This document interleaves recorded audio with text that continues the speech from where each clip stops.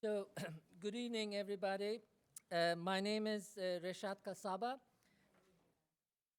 I am the director of Henry M. Jackson School of International Studies, and on behalf of my colleagues and my students in the Jackson School, it is my pleasure to welcome you to this evening's presentation. I also want to say hello to our audience who's in the overflow room upstairs, and they're watching it from the screen, and hopefully they will be part of this conversation. There will be a question and answer after the talk. We have microphones on either side of the room. We ask you to come and ask your questions from those microphones. The overflow questions will be brought to me, and we will try to cover as many of those as we can.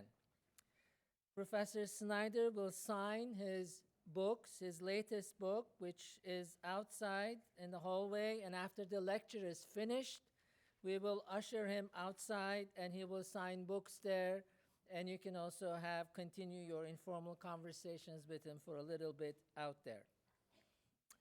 I want to thank the Henry M. Jackson Foundation, Strom Center for Jewish Studies, Russian, Eastern European, and Central Asian Studies, Center for West European Studies, Center for Global Studies, and also the Foster School's Global Business Center for their support. And if you look at all these entities who extended their support for this event, you get a sense of the reach that Timothy Snyder's name has and the interest that this lecture has provoked in our community. Timothy Snyder is the Levin Professor of History at Yale University. He is a member of the Committee on Conscience of the United States Holocaust Memorial Museum, and he is also a permanent fellow of the Institute for Human Sciences in Vienna. He is the author of Bloodlands, Europe Between Hitler and Stalin, Black Earth, the Holocaust as History and Warning, On Tyranny, 20 Lessons from the 20th Century, and also most recently, The Road to Unfreedom, Russia, Europe, and America. And that is the book that will be available outside for purchase and for his signature.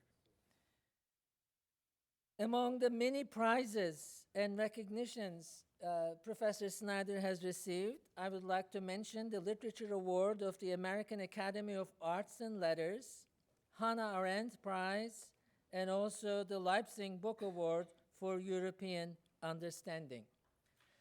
In his research and writings, Timothy Snyder deals with some very dark periods and dark subjects. He deals with the destruction of East and Central Europe during World War II, with Holocaust and its significance for European and world history. But a main point that comes across from Professor Snyder's writing is that these horrible events of the 20th century resulted from the murderous desires and plans of individuals. And he has a very strong conviction that we all have a duty not only to understand these events, but also to resist the drift to chaos and tyranny whenever we see it, and reclaim our own history. History in Tim Snyder's hands then becomes not just a window to the past, but an important tool for managing our lives and shaping our future. And this is precisely why we in the Jackson School place so much emphasis on history in our teaching, research, and outreach. And this is why Tim Snyder is a perfect speaker for the Jackson School. I am very pleased to introduce Timothy Snyder, who will speak on 20 lessons from the 20th century. Okay. Thank you.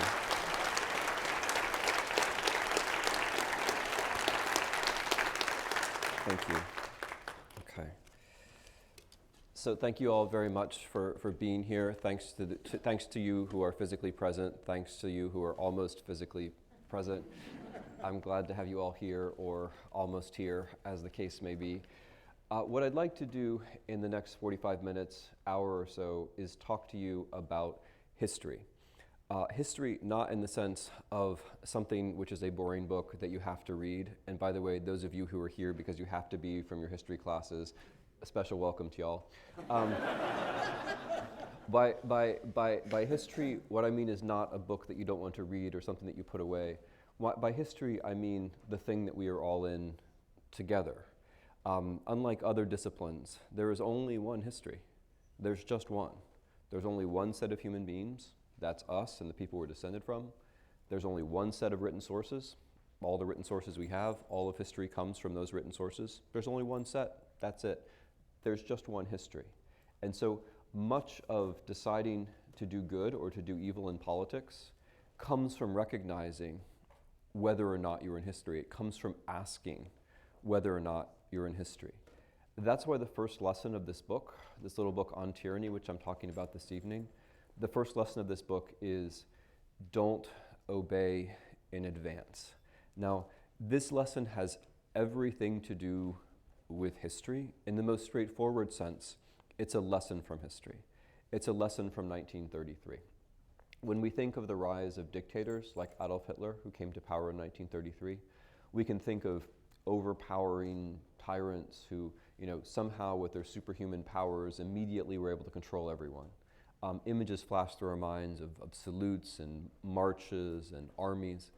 But in fact, it's politics. And especially at the beginning, it's politics. And politics involves consent, especially at the beginning of authoritarian regime changes. And if you don't know what an authoritarian regime change feels like, I hope you will by the end of this lecture, because you're in one.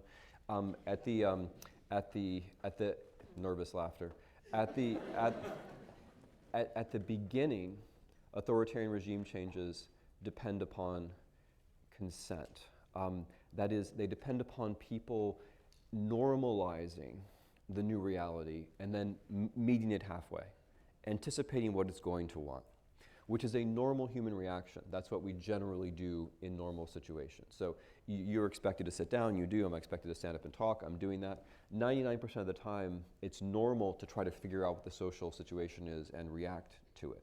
But in order to be a free person, you have to be able to define a situation as not being normal and to define for yourself what's normal. If every situation is normal to you, if you'll adapt to every situation, that means that you're not a free person, right? And the lesson of 1933 is precisely this, that if we don't think about it, if we just react, we'll react in the wrong way. We have to have an idea of not obeying in advance, and that idea comes from history. It comes from 1933. There's a politics to this, and the politics is the sooner you act, the better. The sooner you act, the better. There's a psychology to this, which is that if you decide at the beginning that you're going to say this is not normal, then you have a very good chance of doing something meaningfully later on. But if you decide at the beginning this is fine, it's very hard to go back from that. What you'll tend to do is psychologically keep doubling down on your earlier decision and say, well, I didn't do anything then, therefore this must be fine, and therefore you become a prisoner as things continue to get worse. Morally, if you don't resist at the beginning, then you become the person who didn't resist at the beginning, for yourself and for others, forever, right? So this is about history not just because it's a lesson from history, it's about history because it's a very good example of what history is. History is about structure and agency. It's about recognizing the limits of what you can and can't do. And once you recognize those limits, then you face the fact that you're responsible within those limits for what you do and what you don't do, right? It's so very easy to take part in ideas like, whatever I do doesn't make a difference, or everything's going to be fine, or everything's not going to be fine, regardless of what I do. That's a historical choice that you're making, right? Those ideas are very tempting. It's a little bit harder to say, I'm going to define for myself what's normal, what's not normal, and I'm going to act accordingly. That's the first lesson.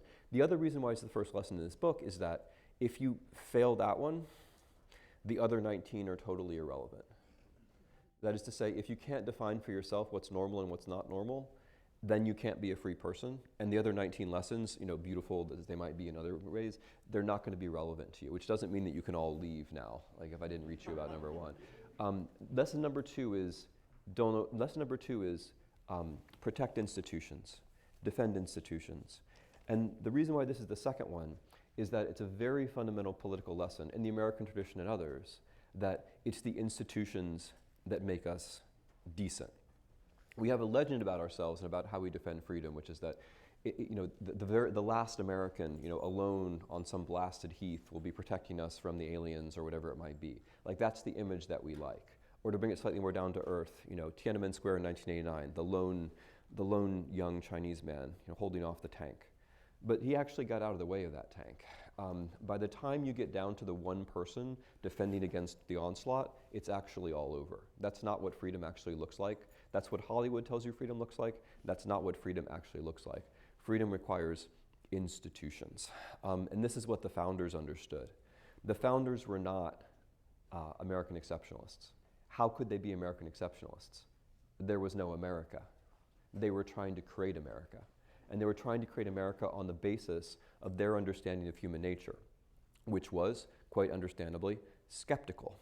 They did not think that future generations of Americans would naturally, happily live within the Republic. On the contrary, they thought we have to have institutions, like a legislature that checks an executive, like a judiciary that checks them both, like states that check the federal government and vice versa, precisely because we're not perfect. There's a great irony about the way that we look back at the Founding Fathers, the men we call the Founding Fathers. We look back at them as though they were demigods, right? As though their perfection somehow radiates outward towards us and makes us wonderful and exceptional. That would have horrified them, right? That would have horrified them, because their view was that they were flawed human beings and that future generations of Americans would be flawed human beings, and therefore we need the institutions. So the second lesson is defend institutions. And the reason why it's second, again, is that if we can't get to the institutions, it's very unlikely that we'll be able to do things on our own. Now, there's a historical point to this one, which I'm going to stay close to Germany in 1933. There are other examples too. The historical point is that when democracy goes away, it is, as I've already said, because people watch it go away and give their consent. It's also because institutions are gradually eroded. Even in the case of Nazi Germany, which might seem like a very dramatic case, before you get to Hitler, you have people bending the rules and breaking the rules. You have people governing by doing things which are not specifically forbidden, but which clearly are not in the spirit of the Constitution. And then if you look at the 21st century, I'm not sure how many of you have spent that much time in the 21st century. Like, a lot of us have been looking at screens for a lot of it. But if you've been alive during the 21st century, and looking at screens doesn't count as being alive, by the way, if you've been alive during the 21st century, you might have noticed that it's been a terrible century for democracy. The last 12 years consecutively, according to Freedom House, which, by the way, is not some crazy left-leaning anti-American institution, but the last 12 years actually in a row, according to Freedom House, have seen decline in democracy around the world and rise in authoritarianism around the world. Right? And how does that happen? It happens step by step. It happens because of something that we now call backsliding. No one stands up one day and says, I've just had a coup d'etat or a revolution. People work step by step by step to change the institutions so that at some point, some imperceptible point, they can no longer defend themselves and people can no longer defend them. Now, the special thing for Americans, I try to be harder on Americans than anyone else because I think that's what being a patriot means. The special thing about being American is that you think that the institutions, either you don't care about the institutions, like you think, like we're special, we don't really need the institutions. That's one view. Like, government is bad, we'll be fine because we're Americans and we're great. Or the other view is, the institutions will protect us, right? So this view is wrong. This view is also wrong. The institutions won't protect us on their own. The institutions are only as good as the people who care about them, right? Who know what they are, who care about them, and actually try to make them work. It is oh so easy to fantasize, we don't need institutions. It's also very easy to say, well, the institutions are going to protect us. Every time somebody said that to me in November, December 2016, it took a day off my life, right? Which is why this might be my last lecture, because people said that a lot, as you might recall, and people are still saying it. it's not, you can't ask the institutions to defend you. You have to ask, what can I do for the institutions? Lesson number 3 is beware the one-party state. So those of you who are familiar with the history of the 20th century, when you think of the one-party state, you'll think of fascism or communism. You might think of Nazi Germany or of the Soviet Union. These were all one-party states. Now, the demons of our collective memory are all one-party states. But it's also true that in the 21st century, what tends to happen is that one-party states, now without particularly interesting ideologies, now without visions of the future, are also emerging around the world. What's wrong with a one-party state? What's the big deal with a one-party state? Well, there are 2 things that are wrong. The first is, as you slip from a multi-party system to a one-party system, what happens, and please tell me that you've noticed this because it's happening now. What happens is that one party stops competing on policy and starts betting on being able to change the institution so that it can't lose, right? That's what excuse me? I've noticed. Yeah, good, thank you. I'm going to count on you for the rest of the lessons too. I would like everyone to know that this gentleman and I have never met. So gerrymandering, right? Every way that you manipulate so that you're not competing on policy, but you're competing by fixing the system, that moves you towards a one-party state. In a multi-party system, we only have 2. I think it'd be better if we had more, but in a multi-party system, you have to compete on policy. The other reason why it's bad is obvious. In a one-party system, you won't meaningfully have democracy.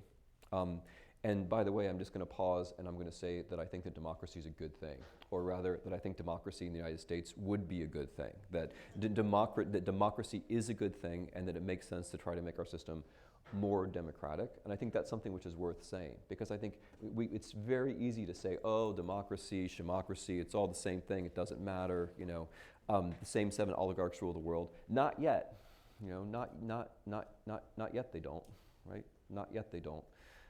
So it's important to say democracy, if you believe it. I mean, if you guys want to charge the stage now because you think democracy is terrible, this is a good moment for that, actually.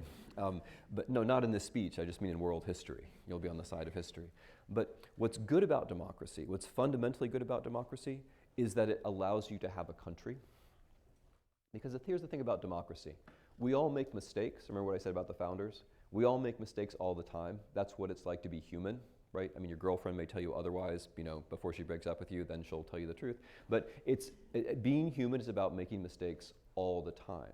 What democracy does is that it converts our individual fallibility into a collective sense that as a society we're moving forward. Every 2 years or every 4 years, we elect people, we blame them for our own mistakes, in the confidence that we get to do it 2 years or 4 years again. The reason that seems so banal is that we take it for granted. The problem with a one-party state, or the problem with a dictatorship which is associated with one person, is that you lose track of the future. You don't know what's going to happen next.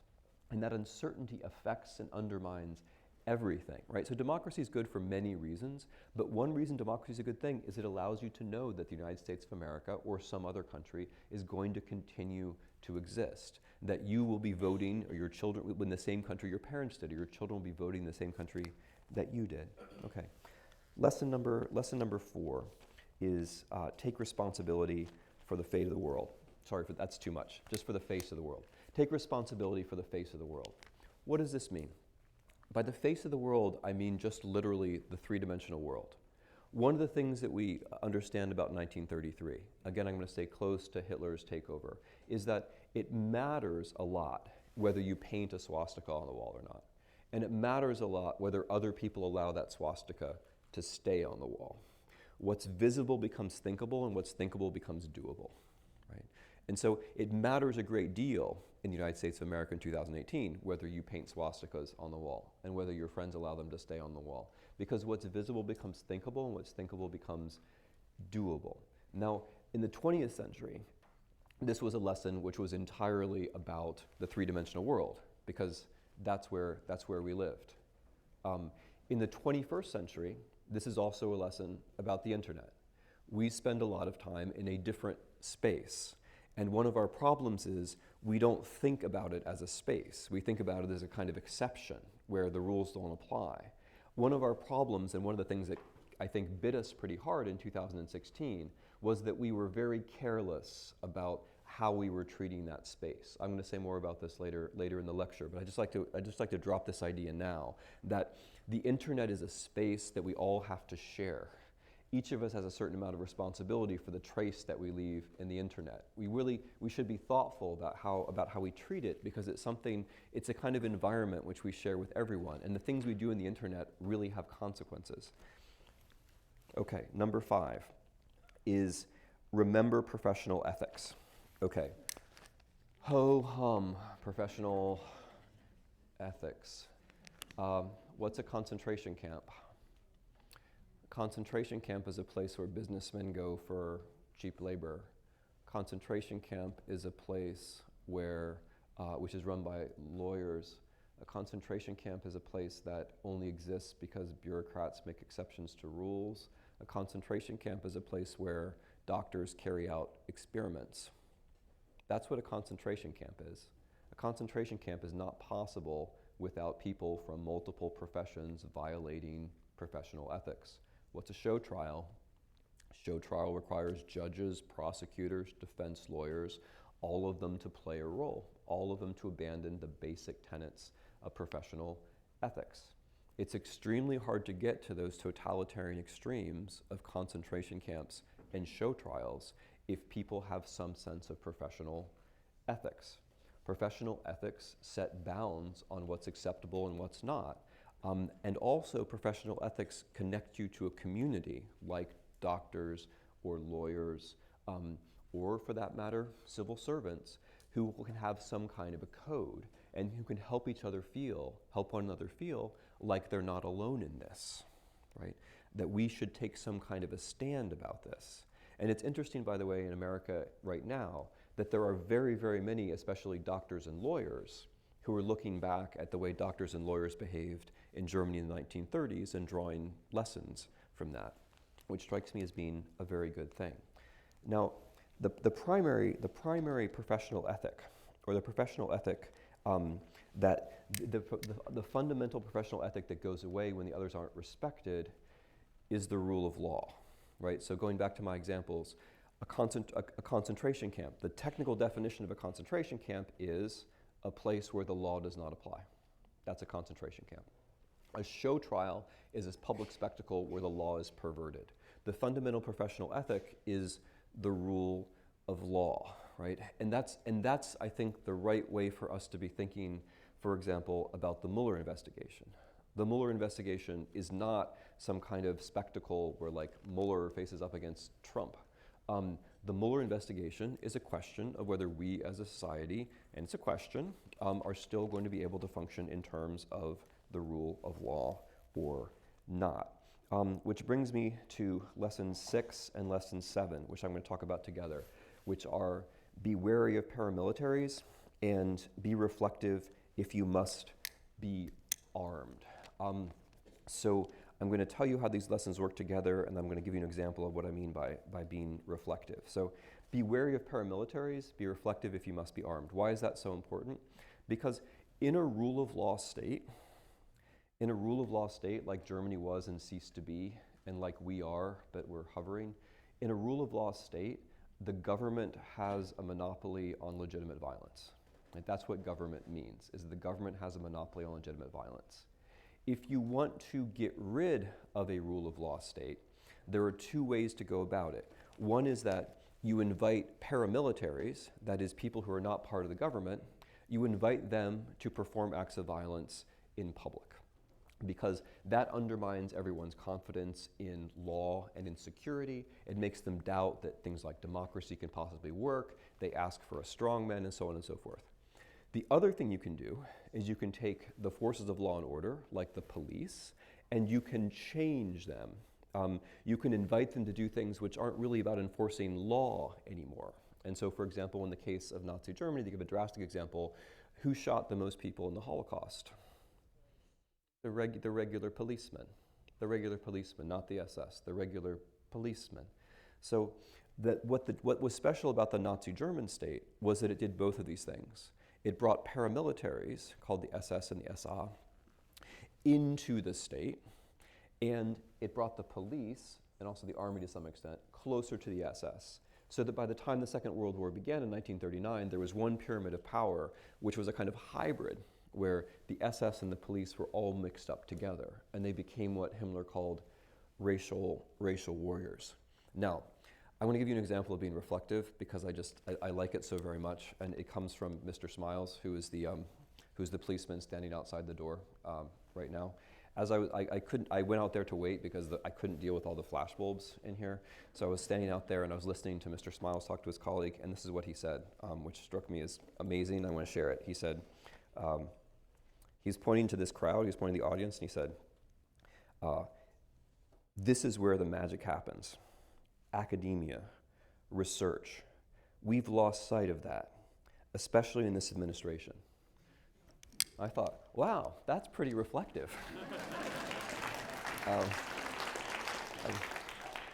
So anyway, there's a lovely example out there right now. You can say hi to him on your way out. Okay, and that goes very nicely into the next lesson, which is stand out. So stand out is like number one, don't obey in advance. It sounds easy and it's actually really hard, or it sounds simple, but it's actually pretty psychically complicated. Stand out is about freedom. So what does it mean to be free? It doesn't mean you talk about freedom a lot. I mean, let's face it, that will be a little bit too easy. And that's the American way. You talk about freedom a lot, you talk about liberty a lot. But what does it actually mean to be free? I mean, can it possibly be as simple as just talking about it? I don't think so. There was a Polish poet who won the Nobel Prize called Wisława Szymborska, who said, wrote in a poem, it's called The World Through a Grain of Sand, we know ourselves only insofar as we have been tested, right? So just talking about it is probably not the thing. Is it free? Are you free? Here's another thing which bothers me. Are you free if you're afraid of the same things as the person next to you? Is that freedom? I worry about this a lot. So, I mean, I'll pick on my own demographic. White men, when they think about violence, they think about Muslims and blacks. But if you're a white man and you're going to be killed by violence in this country, it's almost going to be certainly by another white man.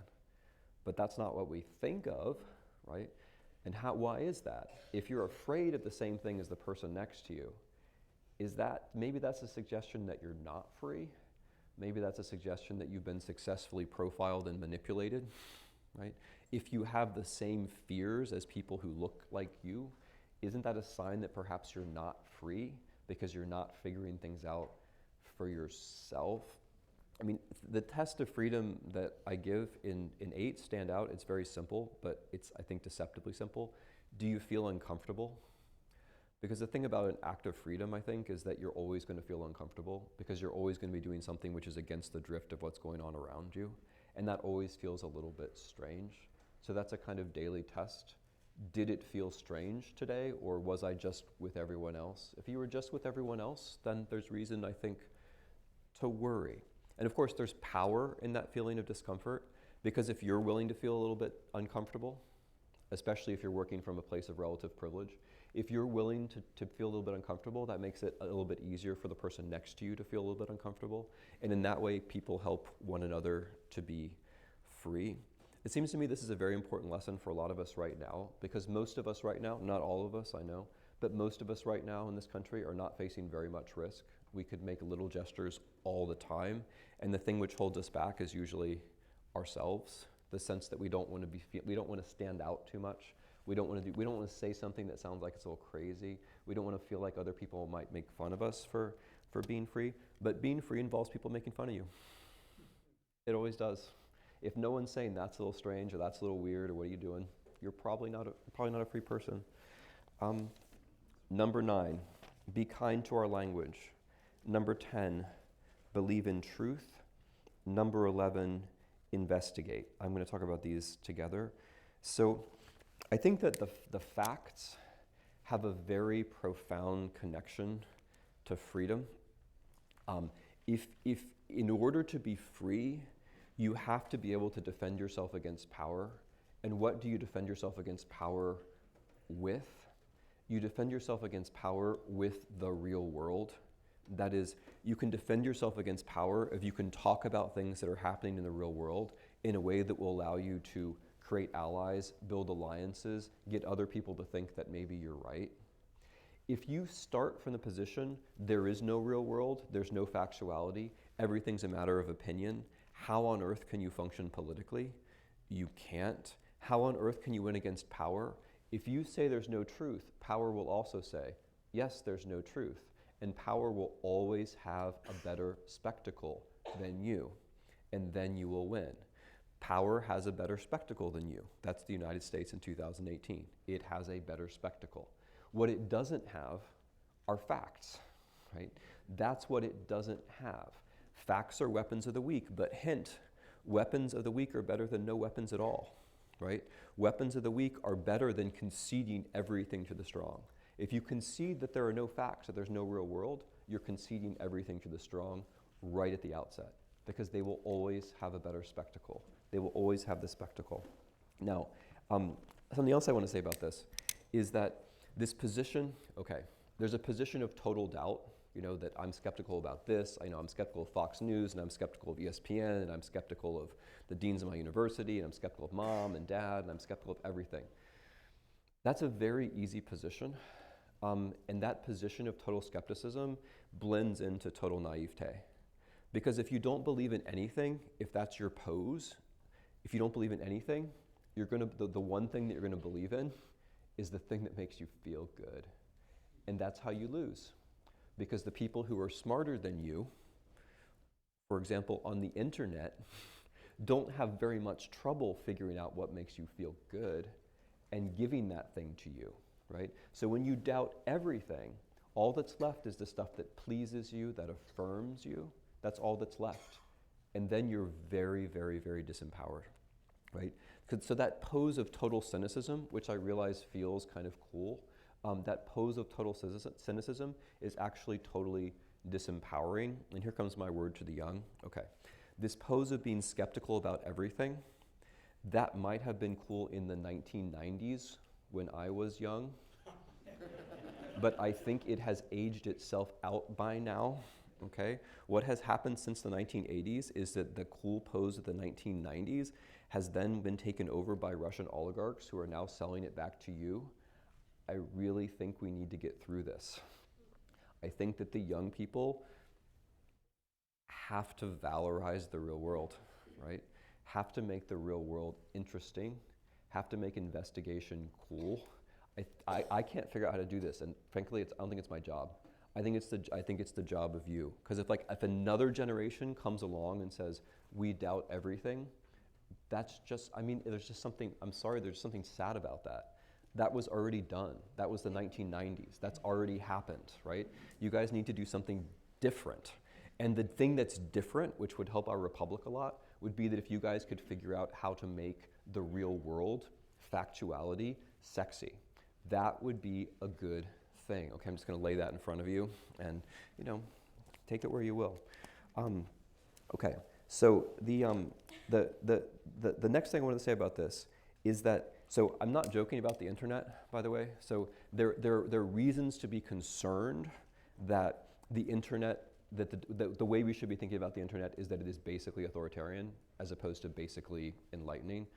Why would we think that? I mean, aside from the fact that the spread of the internet has coincided with the spread of authoritarianism around the world, right? And then people say, well, there's some good news from Africa about democracy. That's right, and Africa is the continent with the lowest internet penetration, right? Why is it that the generation which was raised in the internet is the generation which is least interested in democracy and most supports government by strongmen? I don't think there's any particular reason to think that the internet is helping democracy. On the contrary, I think there are great reasons to worry about it. Or in particular reasons to worry about how we use it, because at the end of the day, it comes down to us how we choose to use it. But the thing which is most troubling about it in recent times is the way that the internet helps us to define an us and a them, and it helps us to define an us and a them entirely within our own country.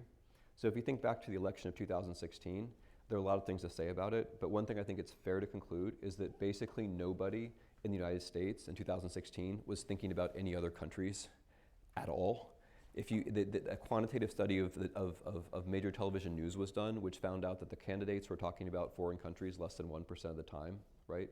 And if you remove get along with Putin, get along with Putin, get along with Putin, it goes down to 0% on one side. But people weren't talking about other countries. We were only talking about ourselves, right? And we were talking about ourselves as enemies, as enemies. The Russian social bots on election day 2016 were firing under what hashtag? And I'm sure some of you saw it in your own Twitter feeds. They were firing under the hashtag war against Democrats. Did it even occur to anyone that that was a foreign country doing that? No, because it was pretty much normal that we were thinking about making war against one another. That's a consequence. I mean, it's our fault, but that's a consequence also of how the technology can be made to work.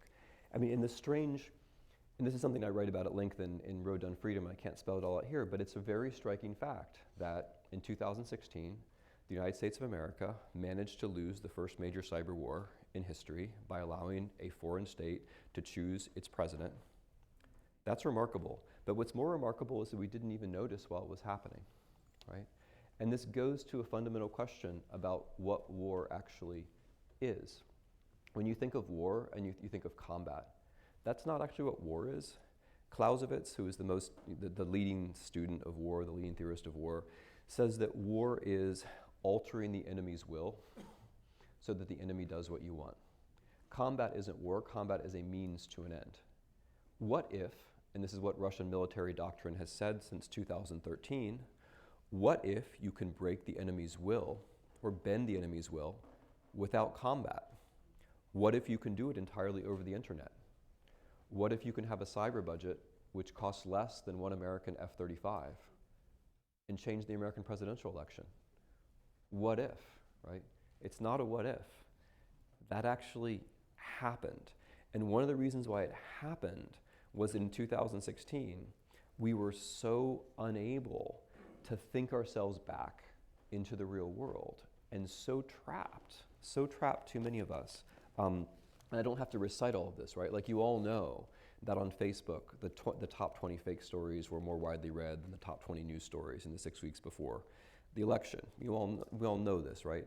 We all know that there were bot campaigns, some Russian, some not Russian, targeted at voters in sensitive states right at the last minute. We all know that these things actually took place. The odd thing is that this could happen without us noticing it. And I'm just going to close on this, but it'd be odder still if we managed not to notice now that we lost a war. Because countries only learn from war, and they only learn when they realize they've lost a war. It's not that America never loses wars. We've lost a whole number in my lifetime, but America's very bad at recognizing that it's lost wars. Now would be a good time for reflection, right? Because only if you realize what's happened to you do you have a chance to reflect upon it. Okay, that's enough for those lessons. So number 12, 13, 14. 12 is make eye contact and small talk. 13, practice corporeal politics. 14, establish a private life. So I've already dwelled on this. Democracy happens in the real world, right? There has never been a democracy which hasn't involved physical space. Democracy begins with the Greeks in the real world. The average American spends 11 hours a day in front of a screen, right? Which is a terrifying figure, and like to all of you who are not looking at screens right now, like thank you for improving the average. To those of you who are, okay. I have this idea that if it weren't 11 hours, but 10 hours and 15 minutes, the outcome of the election probably would have been different. I mean, just imagine that we could somehow get it down from 11 hours to 9 hours, right? How much that would change things. But the point of these lessons is that there are certain things that happen in the real world in 3 dimensions that don't actually happen over the internet. So, I mean, those of you guys know what Facebook is? It's something that, no, it's a serious question, because it's mainly something that middle-aged people use to hemorrhage data. But no, that's what it is. That's the Facebook business model. But I imagine some of you young folks have heard of it. Anyway, so the thing about Facebook or other platforms is that what never happens on Facebook is that anyone convinces anyone, right? There have been quintillions of interactions on Facebook, and not a single one of them has been, you have convinced me with your rational arguments, right? That has never happened, right? Isn't that interesting that that has never happened? It's not that it's easy to convince people in the real world. It's hard to convince people in the real world, but at least you have some kind of a chance. And also, at least you know you're talking to someone, right? Like, I'm glad that I'm talking to you, like when you smile, when you don't smile, when you talk to your friend. I like that because I know you're not a bot, right? Or if you are a really, really good bot. But yeah, there you go. All right. See, I'm just pretty sure you're not, right? That there thing like that thing you just did, like that could only he made a joke, camera. He made a physical joke which you didn't catch. It was perfectly clean and suitable for children. Though there's like you have a fan base out there. I just need to make sure that you get to your fan base. The point is that there are things that happen in the real world that don't happen over the internet. One of them is the serendipity of physical contact. When you go on marches, you meet people that you wouldn't meet otherwise, and you make plans that you wouldn't have met otherwise. It's not an accident that so many of the people who are running for office now in the US started out by going on a march, right? Things happen in the real world that don't happen in other places. That's what I mean by corporeal politics. Also, this seems simple, but you just feel better. Like if the politics that you undertake actually gets you away from the screen and out with other people, it's a little frightening at first. But at the end of it, you feel better. So many of us, like, will spend the day on Facebook, whatever platform, do absolutely nothing, feel like we did something, and at the end of the day, you feel tired and lonely, right? Whereas if you actually meet with people, then you tend to feel better. The other thing about this is that we're a very polarized society, right? Extremely polarized, and that's a very big problem for democracy, the polarization. But the polarization is largely virtual rather than real. That is to say, people do disagree about things profoundly in this country, right? About abortion, gun control, I know. But since so much of the discussion takes place on the internet, the other side isn't real, right? The other side is presented as basically as demons. So people treat the other side, so instead of having a discussion, not that we have to agree, but instead of having a discussion, what happens is that you're presented with the other side in this kind of drastic parody form. And the same goes, by the way, for issues like immigration or Muslims, right? The people who are most afraid of Muslims in this country and in Europe are the people who don't see them. The people who are most afraid of immigrants are the people who live in places where there are no immigrants, which at first seems like a puzzle. But the answer is they are in fact in touch with Muslims and immigrants, but they're in touch with the image of Muslims and immigrants that the internet gives to them, right? So polarization is real, but it's made radically worse by the internet.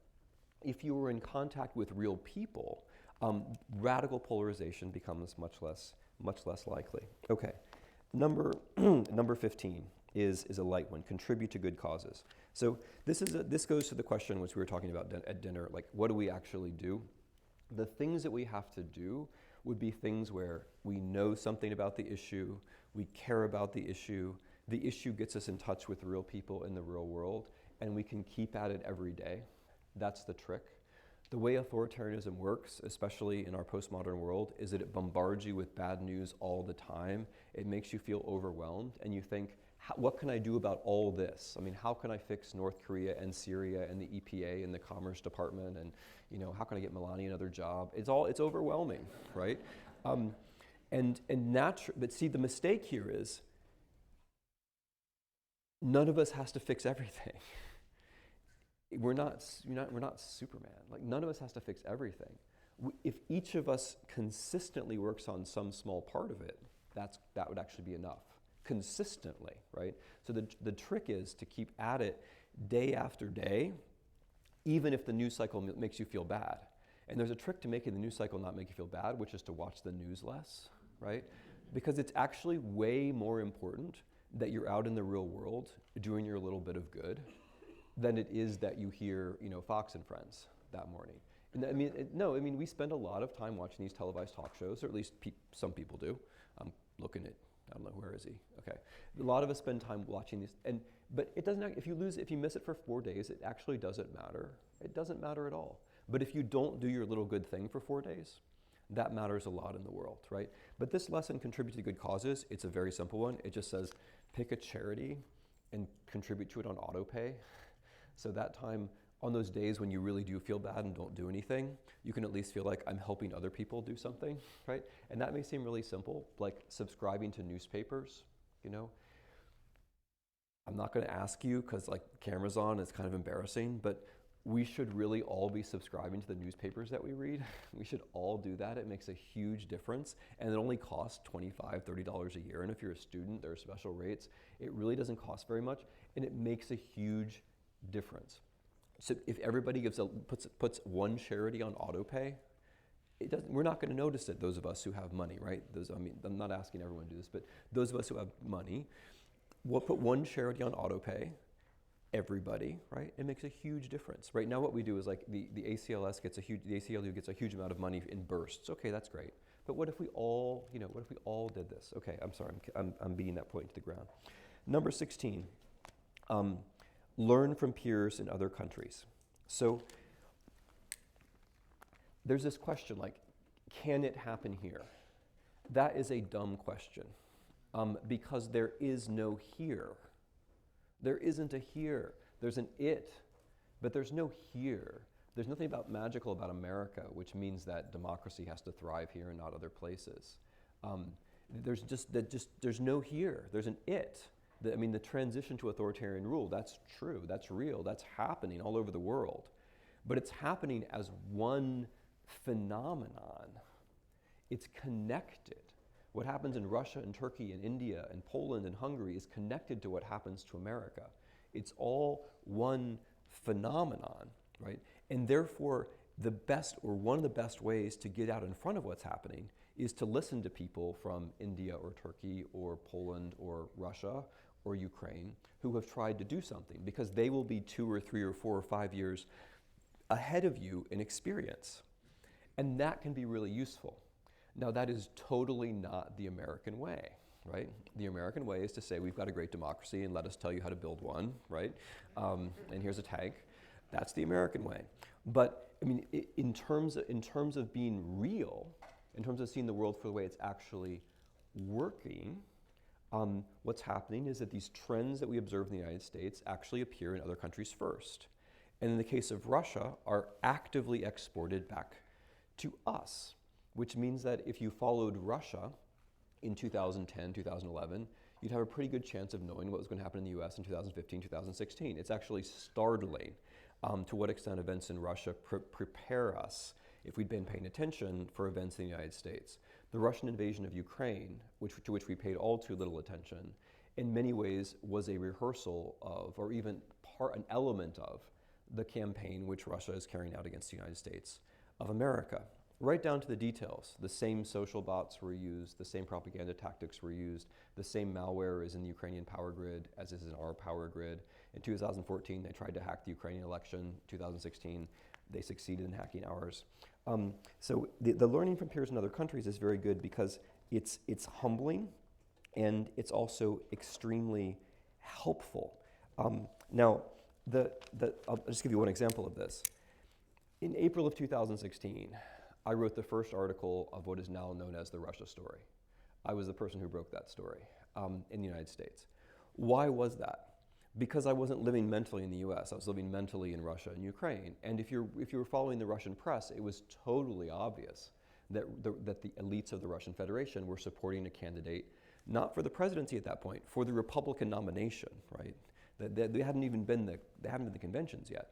So if you're paying attention to other places, then sometimes things become clear that aren't clear here. Who predicted that Trump would win in this country? African Americans. And who else?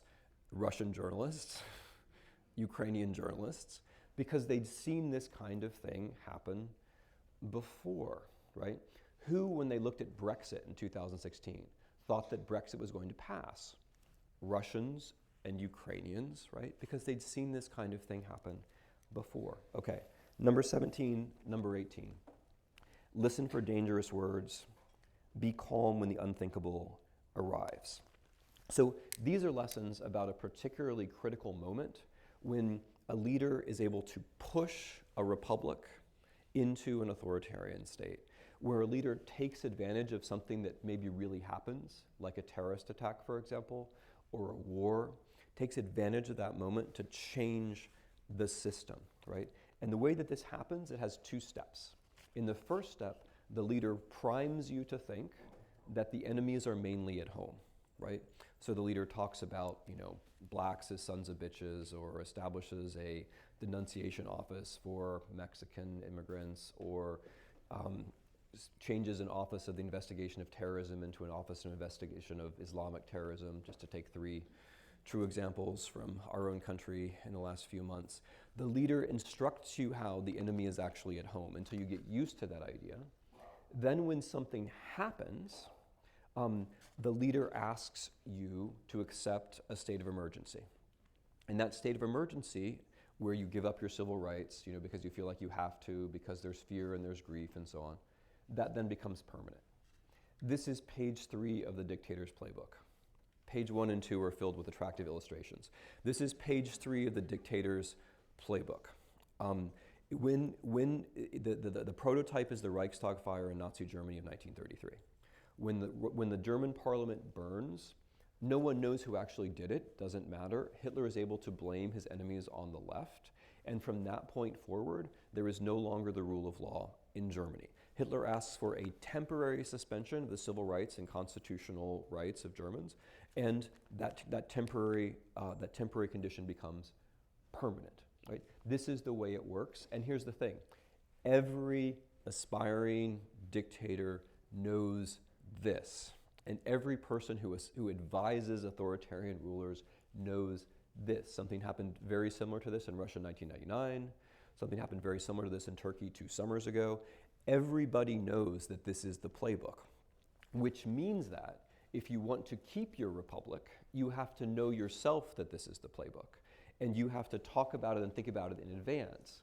So when something happens, when the unthinkable arrives, you don't give in to your impulse to say, yes, I'm afraid, I need a leader. Yes, I'm grieving. I'm happy to give up my rights. You have to think, I'm afraid, that's normal. I'm grieving, that's human. But it's precisely now that I need to protect my rights, because it's precisely now that my rights are at their most vulnerable. Those are lessons 17 and 18. I'm going to leave number 20 to you. I'm going to finish with number 19, which is be a patriot. So what I had in mind with patriotism is something very specific. I'll be back. I'm sure you thought it was going to be something much more exciting than a little book. What I have in mind by patriotism is something very simple, that loving your country involves imagining your country according to the principles which itself claims to uphold. That there's a difference between nationalism, which is easy, oh so easy, and patriotism, which is hard. It's easy to be a nationalist. To be a nationalist, all I have to do is say, you Americans are wonderful, everything is great, right? And who doesn't want to hear that? Who doesn't want to hear that, honestly? To be a patriot, you have to say, the United States of America, or whatever my country is, the United States of America has principles, and partaking in the United States of America means inching it towards those principles. That's hard, but it's also citizenship, right? Nationalism is disempowering. If I tell you that what you're doing already, everything is fine, that is how I take power from you. If you believe instead that it's your job as a citizen not to obey in advance, try to defend factuality, think of the little things you can do day to day to expand civil society, then I can't rule you. Maybe I can govern you, but I can't rule you. Authoritarian regime change is then impossible, right? Patriotism in that sense. So I'm going to read you a couple lines from this, and then I'll be done. So, patriotism and nationalism. A nationalist encourages us to be our worst, and then tells us that we are the best. A nationalist, although endlessly brooding on power, victory, defeat, revenge, wrote George Orwell, tends to be uninterested in what happens in the real world. Nationalism is relativist, since the only truth is the resentment we feel when we contemplate others. As the novelist Danilo Kish put it, nationalism has no universal values, aesthetic or ethical. A patriot, by contrast, wants the nation to live up to its ideals, which means asking us to be our best selves. A patriot must be concerned with the real world, which is the only place where his country can be loved and sustained. A patriot has universal values, standards by which he judges his nation, always wishing it well and wishing that it would do better. Democracy failed in Europe in the 1920s, 30s, and 40s, and it is failing not only in much of Europe, but in many parts of the world today. It is that history and experience that reveals to us the dark range of our possible futures. A nationalist will say, it can't happen here, which is the first step toward disaster. A patriot says, it could happen here, but that we will stop it. Thank you.